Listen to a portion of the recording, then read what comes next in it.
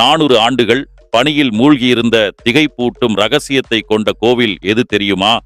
இமயமலை பள்ளத்தாக்கில் 6000 வருடங்களுக்கு முன்பு நரநாராயணன் மற்றும் பல முனிவர்கள் சிவனை வேண்டி பல வருடங்கள் தவம் இருந்து ஜோதிர்லிங்கமாக தரிசித்தனர். அவர்களின் வேண்டுகோள் படி சிவன் அங்கு கேதார்நாத் ஆக நிரந்தரமாக வசிக்கிறார். குருக்ஷேத்திர போருக்கு பிறகு பாண்டவர்கள் இங்கு வந்து தவம் இருந்து பாப விமோசனம் பெற்றனர். பனியில் புதைந்திருந்த இந்த கோவிலை 12ஆம் நூற்றாண்டில் ஆதிசங்கரர் புனரமைத்து பக்தர்களின் வழிபாட்டு தளமாக மாற்றினார். இந்த கோயிலுக்கு செல்வது ஆன்மீக ஞானத்தை நோக்கிய பாதையாகும். கேதார்நாத் பயணத்தின் போது எடுத்து வைக்கும் ஒவ்வொரு அடியும் உள் ஞானம் மற்றும் சுய உணர்தலை குறிக்கிறது. இந்த பயணம் எளிதானது அல்ல.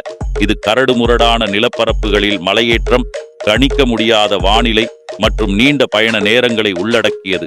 இருந்தாலும் ஒவ்வொரு வருடமும் லட்சக்கணக்கான பக்தர்கள் சிவபெருமான் மீது அசைக்க முடியாத நம்பிக்கையுடன் வருகை புரிகிறார்கள். இந்த கோவிலுக்கு இவ்வளவு சிரமப்பட்டு எதற்காக செல்கின்றனர், கோவிலின் ரகசியம் என்ன என்பதை பற்றிய ஒரு முழுமையான வீடியோவாக பதிவிட்டுள்ளேன். கீழே உள்ள லிங்கை கிளிக் செய்து பார்த்து ஒரு அற்புதமான உணர்வை பெறுங்கள். ஓம் நமச்சிவாயம்.